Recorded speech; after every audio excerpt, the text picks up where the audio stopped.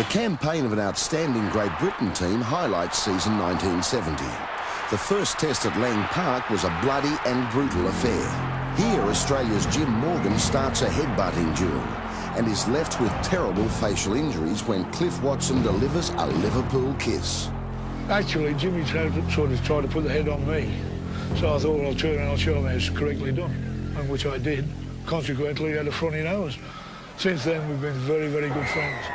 Waiting in the wings, Roger Millward, Britain's potential match winner. John McDonald crosses for a clever try.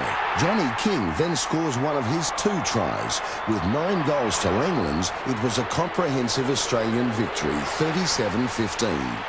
British captain Frank Myler believed, however, that all was not lost.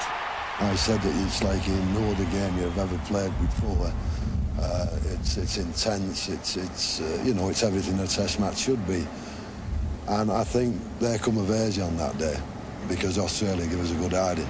Under Myler's inspiration, the tourists turned it around in Sydney. Roger Millward, the star of the day, with 2 tries. Australia was outgunned. Tries to Fisher, and then another to Atkinson. 6 goals to Millward and a 28-7 drubbing. Afterwards, drunken spectators brawled on the SCG Hill in their disappointment. An injury to John Sattler opened the door for Phil Hawthorn to captain Australia in the decider, with Bob Fulton making his test debut. It was to be a fierce and eventful test. Beatson's overhead pass is swooped on by John Atkinson.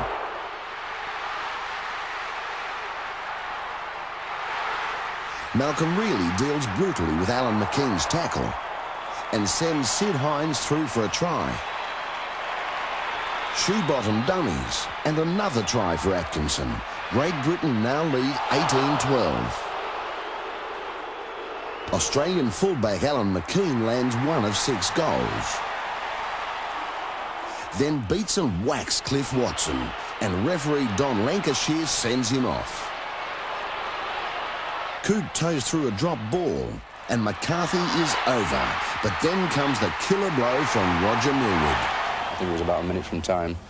We just set up a position, Dougie Lawton just jinked inside and popped a ball out, and I was lucky enough to be on the end of it. The tourists had deservedly won the day and the Ashes, but according to Malcolm Reilly, in the face of some questionable refereeing. And it would have been a total injustice had we lost the game. But in that particular test match, he made some quite unusual decisions, should I say. The Ellis Rugby Rugby League collection, fired by the game's history, and includes a classic jersey and stylish polo shirt. These exceptional quality garments are available from ellisrugby.com.